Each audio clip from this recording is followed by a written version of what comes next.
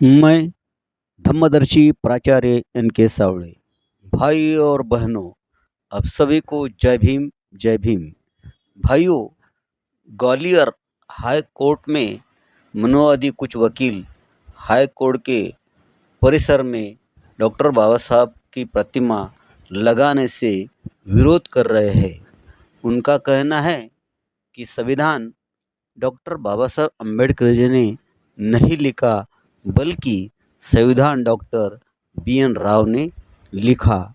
ऐसा कहने वाले मनुवादी कुछ वकील साथ ही दलित, शोषित, आदिवासी सभी बहुजनों, आप जरा हाफिज गुलाम सरवर वीडियो में जो सुना रहे, ये सुनकर आप सभी दंग रह जाओगे।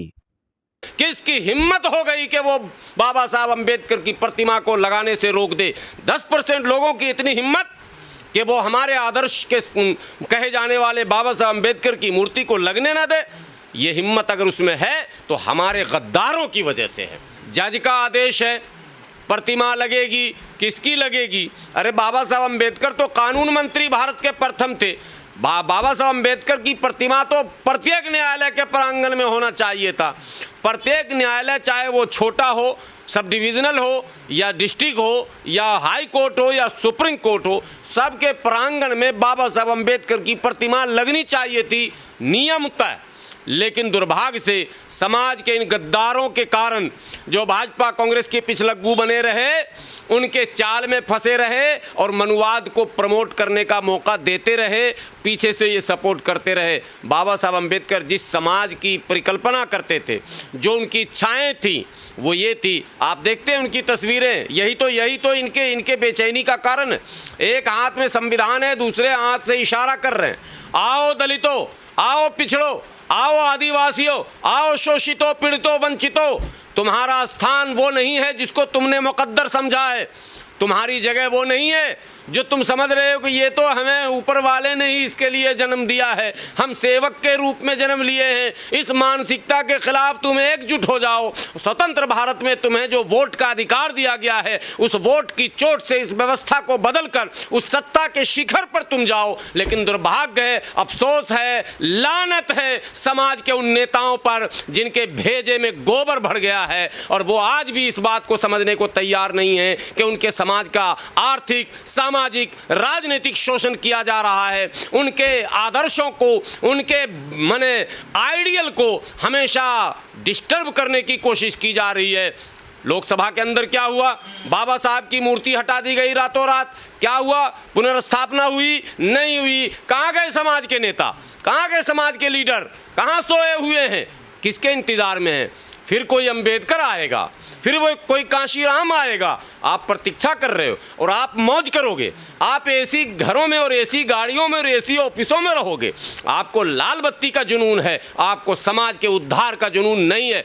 इसलिए मैं कहना चाहता हूँ SC ST OBC के, माइनॉरिटी के तमाम उन बुद्धिजीवियों से, उन वकीलों से, उन डॉक्टरों से, उन नेताओं से, उन प्रोफेसरों से कि आपको खोलकर अपने समाज के लिए आगे आना होगा और त्याग भाव के साथ आगे आना होगा। किसकी हिम्मत हो गई कि वो बाबा साहब अंबेडकर की प्रतिमा को लगाने से रोक दे। 10% लोगों की इतनी हिम्मत कि वो हमारे आदर्श के कहे जाने वाले बाबा साहब अंबेडकर की मूर्ति को लगने ना दे। ये हिम्मत अगर उसमें है तो हमारे गद्दारों की वजह से है, वरना ये हिम्मत हो नहीं सकती। लेकिन आज कौन सी मानसिकता भारत में पनप रही है कि भारत के मूल निवासी, भारत के करोड़ों लोगों के आदर्श, भारत के करोड़ों लोगों के दिलों की धड़कन कहे जाने वाले बाबा साहब डॉक्टर भीमराव अंबेडकर की प्रतिमा, उनके नाम से बनाए गए चौक चौराहे, तमाम से उनकी जो है दुश्मनी जग जाहिर होती चली जा रही है। एक दो नहीं, सैकड़ों ऐसी घटनाएं घटी कि बाबा साहब के प्रतिमा पर हमले हो गए, तोड़ दी गई। क्यों साहब? क्या मामला? बाबा साहब से आपको कष्ट क्या है, तकलीफ क्या है, परेशानी क्या है? ये सवाल पूछने का है इनसे। देखिए, और सवाल पूछने का क्या है, इसका जवाब भी स्वयं मिल जाता है। और इसका जवाब ये है कि ये इनका विश्वास मनुस्मृति पर है। और मैं एक बात इसको सिद्ध करने के लिए बोलता हूँ देखिए, इस भारत की धरती पर मुग़ल, तुगलक, ऐबक, बलबन, खिलजी, गुलाम और अनेकों वंशों ने हुकूमत की। इतिहास के पन्ने में कहीं भी किसी जगह मुग़लों भारत छोड़ो अगर है तो हमें आप बताइए, तुगलक भारत छोड़ो कहीं है तो बताइए, ऐबक भारत छोड़ो है तो बताइए, बलबन भारत छोड़ो है तो बताइए।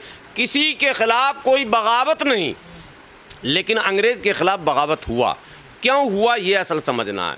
वो जो पुराने तमाम शासक थे उन्होंने तमाम ब्राह्मणों को, ठाकुरों को ये कहकर अपने साथ रखा था कि जो सामाजिक व्यवस्था आपके यहाँ है स्थापित, जो प्रचलन आपके यहाँ, जो सामंतवादी सोच आपके यहाँ स्थापित है, जो मनुवादी सोच है वो बरकरार रहेगी, उसको हम छेड़छाड़ नहीं करेंगे। और नहीं छेड़ा। ये इतनी बड़ी नाइंसाफ़ी उन शासकों ने की जिसका खामियाजा उन्हें भुगतना पड़ा, आज भी भुगत रहे हैं वो, कि उन्होंने सामाजिक विषमताओं के ख़िलाफ़ आवाज़ नहीं उठाई और सामाजिक विषमताओं को यथावत रहने दिया। और उन सामाजिक विषमताओं का नतीजा ये हुआ कि जब अंग्रेज़ यहाँ आए तो अंग्रेज़ क्रूर ज़रूर थे, अंग्रेज़ मनमाना ज़रूर करते थे, अंग्रेज़ भारत की दौलत को ज़रूर लूटते थे, लेकिन अंग्रेज़ों ने सामाजिक विषमताओं पर काम करना शुरू किया, प्रहार किया। और अंग्रेज़ों ने इक्वलिटी के उस क्रिश्चियनिटी के फार्मूले को आगे बढ़ाने का काम किया। और अंग्रेज़ों ने विद्यालय, शौचालय और क्या कहते हैं चिकित्सालय, कहीं भी भेदभाव न हो इसकी कोशिश शुरू की। जबकि भारत में स्थिति ये थी कि हज़ारों हज़ार दलित और उनकी महिलाएं खेतों में दूर दूर जाती थी शौचालय, हज़ारों हज़ार दलित पानी लेने के एक विशेष स्थान पर जाना पड़ता था उनको, आम जगहों से वो पानी पीने का नहीं ले सकते थे। अंग्रेज़ों ने जब इसके ख़िलाफ़ काम शुरू किया तब इन मनुवादियों ने उस मुस्लिम शासकों के बचे कुचे चेलों से मिलकर अंग्रेज़ों भारत छोड़ो का नारा दिया। उसका नेतृत्व जिन लोगों ने किया इतिहास में आप देख लीजिए। अंग्रेज़ों के ख़िलाफ़ बगावत में पहली बगावत 1857 की है, तो आप ज़रा उधर नज़र डालिए इतिहास में कि उसकी अगुवाई कौन कौन कर रहे थे। उसकी अगुवाई करने वाले चाहे नाना साहब हों, चाहे तातियाँ टोपे हों, चाहे बहादुर शाह ज़फ़र हों, चाहे जो भी है, जितने हिंदू मुस्लिम नाम आएंगे वो उन्हीं के नाम आएंगे। या तो वो सो कॉल्ड अपर कास्ट के लोग हैं या फिर मुसलमानों में वो शासकों के बचे कुचे चेले। इन लोगों ने मिलकर अंग्रेज़ों के ख़िलाफ़ बगावत की। आम भारतीयों को ये कहा कि देश को स्वतंत्र करना है। बाबा साहब अम्बेडकर जानते थे कि अंग्रेज़ अगर यूं ही चला गया तो हमारे समाज की स्थिति बद से बदतर हो जाएगी, मनुवाद स्थापित हो जाएगा, वो परंपराएं लौट जाएंगी झाड़ू और मटका वाला। उन परंपराओं को नहीं आने देना है इस देश में वापस। इसलिए बाबा साहब अम्बेडकर ने आंदोलन शुरू किया और अंग्रेज़ों ने उनके आंदोलन को स्वीकारा। ये आपको असल समझना है। गोलमेज कॉन्फ्रेंस इसके गवाह हैं। तमाम षड्यंत्र रचे जा रहे थे कि बाबा साहब अम्बेडकर को पक्ष रखने न दिया जाए, बुलाया न जाए, बैठने न दिया जाए। लेकिन उस वक्त के लोगों ने बाबा साहब अम्बेडकर को गोलमेज कॉन्फ्रेंस में न केवल बैठने दिया बल्कि अपने समाज की बात को रखने का भी अवसर दिया। बाबा साहब अम्बेडकर ने जो 2 वोटों की बात की थी वो इसीलिए की थी कि समाज का, हाँ, यह समाज का समुचित और पारदर्शी प्रतिनिधित्व स्थापित हो पाए। इसके लिए पूना पैक्ट इतिहास का ही पन्ना है, कोई इतिहास से हटा हुआ नहीं है। आंदोलन इस देश में हुए थे, लेकिन एक बात डंके की चोट पर मैं कहता हूँ कि बाबा साहब अम्बेडकर ने तो अपना हक अदा कर दिया, लेकिन आज उनके समाज के लोग, आज उनके समाज के लीडरान, आज उनके समाज के जो है बड़े पढ़े लिखे तबके और दौलत वाले लोग, इज़्ज़त और शोहरत और ज्ञान वाले लोग बाबा साहब अम्बेडकर के उस बलिदान और त्याग को भुलाकर इस मनुवादियों के पिछलग्गू बनकर आज इन लोगों के मनोबल को बढ़ाने का अवसर दे रहे हैं।